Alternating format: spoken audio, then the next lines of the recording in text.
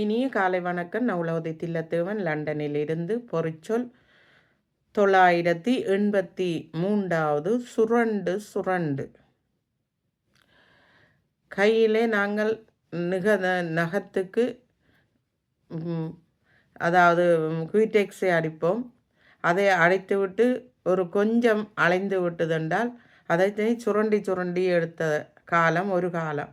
இப்போது அதற்கு நாங்கள் அதற்குரியவற்றை பூசி அதை இலகுவாக எடுத்து விடுவோம். முந்தின காலத்தில் சுரண்டுவோம்.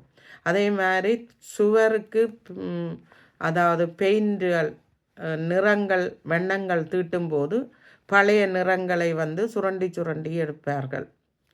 சுரண்டி எடுத்து விட்டுத்தான் அதற்கு அந்த இடத்துக்கு புது வண்ணங்களை பூசுவார்கள். சுரண்டுதல் என்றால் பிராண்டுதல் என்று சொல்லுவார்கள். பிராண்டுதல் என்று சொன்னால் இப்போ நாய் பூனி அதுகள் அந்த மண்ணை பிராண்டுற என்று சொல்லுவார்கள். பிராண்டி இப்படி காலால் நிகத்தால் கீறி கீறி ஒரு கும்பலாக குவிச்சு ஒரு பள்ளமாக்குறதை பிராண்டுதல் செய்கிறது.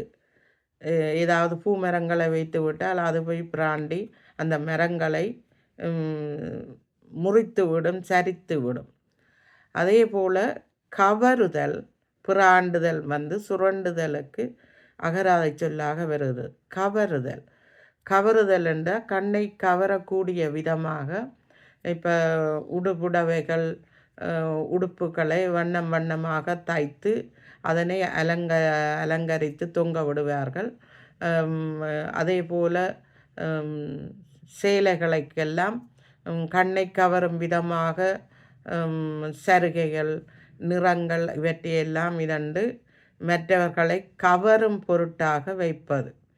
அதே போல் நாங்கள் எந்த ஒரு பொருளையும் கவர்ச்சிகரமாக மற்றவர்கள் பார்த்தா விரும்பக்கூடிய வண்ணம் கவரக்கூடியதாக வைப்போம். நன்றி, வணக்கம்.